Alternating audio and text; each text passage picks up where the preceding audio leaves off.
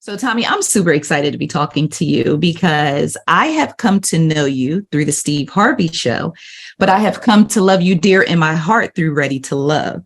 Thank you. Yes, Ready to Love is one of the shows that my husband and it's our must-see TV. So it's what we watch every Friday night together. Right. And I'm just super excited for you all, you, Will Packer, and the rest of the OWN team. You're coming up on 100 episodes. How does that feel? Oh my God. You know what? This is, you take on a job, you take on a responsibility and you say, okay, I'm going to do the best that I can. And you just every day, you just grind and do what you're supposed to do. But I never would have thought, oh my God, 100? 100? Come on. Episodes. You know, when I was a kid, you used to be like, okay, the Good Times got 100 or the Jeffersons got 100. That's a lot. But you know, to be in this day and time and still to be able to be in that number with so many people who have accomplished that 100, man, for me, for my main man, Will Packer, this is amazing. And I take my hat off and I can't do it by myself. It takes the crew, it takes the producers, it takes everybody to make this happen. And we all did this together. Yes, I call you and Will Packer the facilitators of Black love now. You're the facilitators of Black love. Yes. So I wanted to ask you, just, watching the show, initially it was like, we have Ready to Love, we have these singles, we have these couples, and we have Nephew Tommy Miles as the host. But Tommy, you're more than just a host to these couples. You have slipped into mentorship. You inspire them weekly, you and the beautiful Miss Jacqueline. You play therapist, sometimes you do everything so gracefully because, when dealing with other adults, you bring in all these personalities and you're dealing with all these different things, but you handle it with such finesse. What does that mean to you just to be able to come in and, as I call you, the facilitator of Black love, but what does it mean to you to evolve into all of these other, meaningful roles to these singles that are for love? You know what? I think I've grown as a person. I think I've grown even as a host of guiding and trying to give somebody the best information that's going to help them out. And it's just been putting more thought to it, saying, you know what, in order to help somebody, I gotta be open. I gotta let them know what I definitely think. I don't want to hurt you, but I want to educate you at the same time. And there's got to be a way that I can gracefully do that without making you shut down. And that's what I'm trying. That's what I try not to do. Because if anybody comes in closed up, it's not going to help. I got to get everybody to open up and be themselves and show me who you are. Be vulnerable and let me get you to where you're trying to go. I'm your love doctor. I'm your Cupid. So let me get you there. And it just feels good to be able to have that particular skill set that I can actually get someone to where they're trying to go. And you get there in a classy way. And that's the part that means a lot to me, is getting there classy. Absolutely. So now that we're approaching 100 episodes and we are 3, 4, 5 seasons in, for you, do you see any difference in the singles coming in? Because, one of the things that I do after each episode, I slide into the streets of Twitter to see what's buzzing. Right? And it's so funny because, and let me just take a moment to thank you, because you have also supported my Ready to Love content by sharing it with your readers and with your audience. So I sincerely appreciate that as well.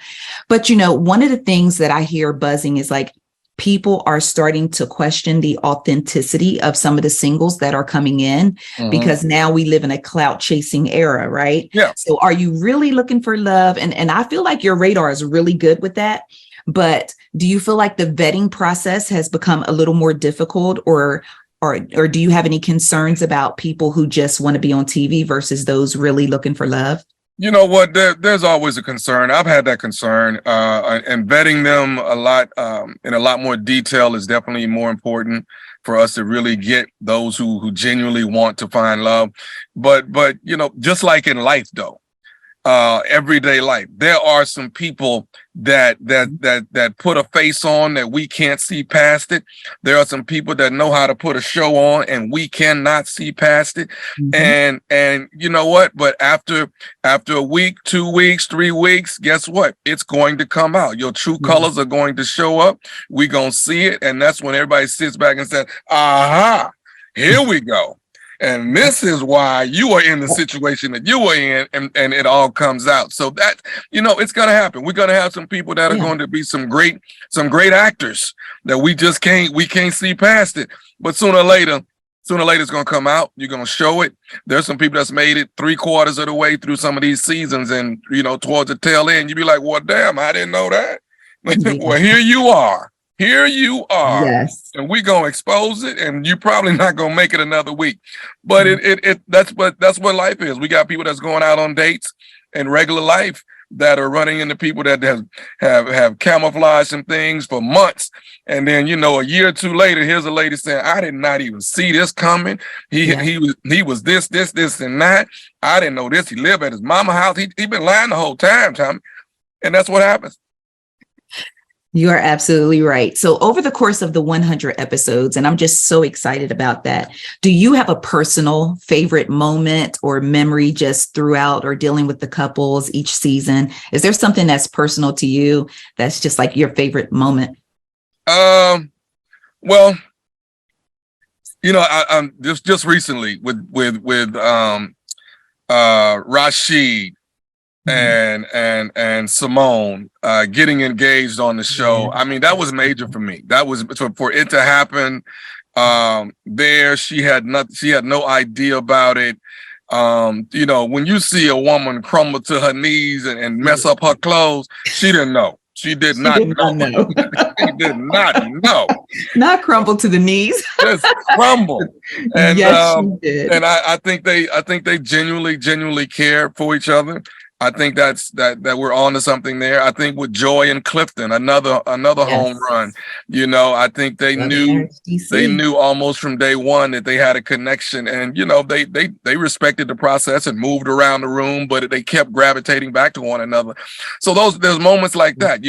I think if I have to say greatest, you always go back to number one. You always go back to when it first happened, when I didn't know what to expect and they didn't know what to expect. We're all going in this together, we're all blind going into this.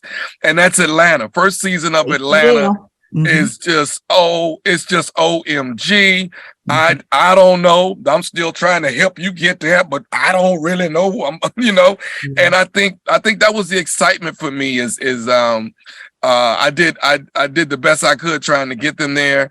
They were some incredible contestants, and they are just like the legends of all of it because they did it first, and you just can't replace that. You definitely can't.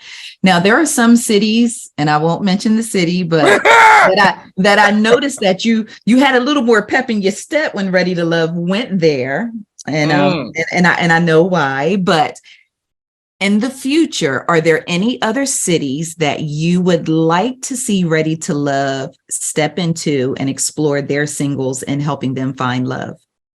You know what? If oh my God, I got a few in my head. Okay, let me know. I would love to see in the summer. Okay, in the summertime. Summer. I'd love to see Chicago. That would be great. That'd be nice. But I'm not doing it. I'm not doing it. I'm not. The wind, the below zero, all that I can't do it. I can't help you find love that cold. It's too cold. It'll be ready for cod liver oil. all of that. I think that would be a good city. Yes. I have mixed emotions, but because I don't know. New York, you could do it. Oh yeah. You could definitely do it in New York. You're gonna find everything you want in New York. Mm-hmm. I love the blue skies of LA. I just don't know what I'm gonna get. Yeah. Because I don't want us getting actors, influencers, and all that. Exactly. Okay, so another question I would like to ask you for singles. Yesterday was Valentine's Day, and I hope you had an amazing Valentine's Day. I did. For singles who are out there who are ready to love, but for some reason they feel like they just haven't found that person, what advice would the one and only Nephew Tommy Miles give a single who is ready to love, but just has not found that person yet? I think the best advice I can give you is to stay positive, be open, be vulnerable. Let's pick and choose where we're going to find someone. Because keep in mind, wherever you find them, that might be the type of environment you dwell in. So you gotta be very conscientious about, okay, well, I found him at the hole in the wall, and what kind of life we gonna have. And I'm not saying Tommy, I kind of met my husband at a hole. I'm not we saying going strong, Tommy. We together 20 years, Tommy. We going strong. 20 deep. We going strong. Deep. I'm 22. Okay, so I am 20. This year I'll be 21. That's good. Can you do something for me? Yes. That's good. That's beautiful. Yes. And awesome. and unfortunately I met mine in college, Oh, see. No, do you remember? Okay, so I'm going to jog your memory. Do you remember Club Kaya in Atlanta? Club Kaya? Yes, and Frank Ski used to DJ on Friday nights. Oh, that boy's cold. Oh. Yeah, Frank Ski. And I was in there, Tommy, and I was shaking a leg, and I looked over and I said, now that looked like that might be my match. And here we are. Now we're grandparents. Wow. See, that's a beautiful thing. And you know what? I will say this. It can happen anywhere. Yeah. It can happen anywhere. It's just you being open and saying, this is it. This is the one. I know this is perfect for me. I know this is right for me. And there's a lot of single women out there that are just unsure because they see some men that are just dirty and rotten, and he got game and he trying to do this and that. And then you're trying to see if he's genuine or not.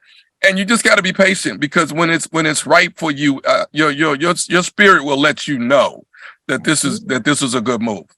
Yes. So in addition to the radio show, to Ready to Love and all the great things you're doing, Nephew Tommy, I got a little email yesterday that told me Nephew Tommy was fitting to be in movies. Oh my God. So can you tell me a little bit about the acting bug here? I'm excited for you. So here's the deal. Okay. Everyone says the acting bug, but people don't know where I come from. And that's what's amazing to me, is that they're like, no, he's supposed to be radio. No, he's supposed to be stand-up. And they have no earthly idea that this, theater is what I studied in college. You know what I mean? Wow. So all through junior high and high school and college, I'm just straight thespian. It wasn't until later I picked up stand-up. It wasn't until later I got on the radio. So I come from, I studied with the Royal Shakespeare Company of London. They have no idea. To be or not to be, that is the question, whether it is be noble in the mind, to suffer the slings and arrows of outrageous fortune, to take arms against the sea of troubles, and by opposing end them to die, to sleep perchance, to dream. Yes, sir. You better school us today. That is fantastic. So you're tapping into, so basically at this point, you're just tapping into all of your gifts. I'm going back to where I came from. And it's just a full circle now. So now there's Lifetime Movie Channel. Easter weekend, I will be in a show alongside Stephanie Mills, and it is called Pride. And I think you will see me in a way that you have never seen me before. Well, I'm very excited, and just congratulations on everything. The radio, the stand-up, the acting. Look, next time commercials, what we doing, Tommy? I'm just so happy for you, because you are a very good human being. Thank you. And it's rare nowadays. And so I'm just glad that God is just continually to bless you and allow you to tap into all of your talents, to go back to your origins, and just to continue to facilitate Black love. That's it. That's it. Just congratulations, and thank you for taking the time to talk to me today. But before I let you go, I have to ask you, because we are Ice Cream Conversations. Okay. have to ask you, what's your favorite flavor of ice cream? Please do not tell me you lactose intolerant, because I know most of us are. No, actually ice cream is my weakness. Okay. So I don't know why I'm so traditional. I'm that vanilla chocolate strawberry with hot fudge, whipped cream, nuts, and cherry. That's me all day. That's me.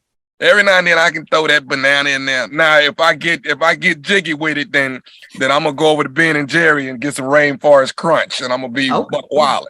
Yeah. Oh, okay. Showing out a little bit. Yes. All right. Well, thank you again. Congratulations on 100 episodes. Cheers to 100 more episodes. Cheers to more Black love, more Ready to Love, and more Nephew Tommy Miles everywhere we look. So congratulations and have a great day. And thank you so much for taking the time to talk to me. I'm grateful. All right. Thank Have you. a great day. Bye. All right. Be blessed. Paul.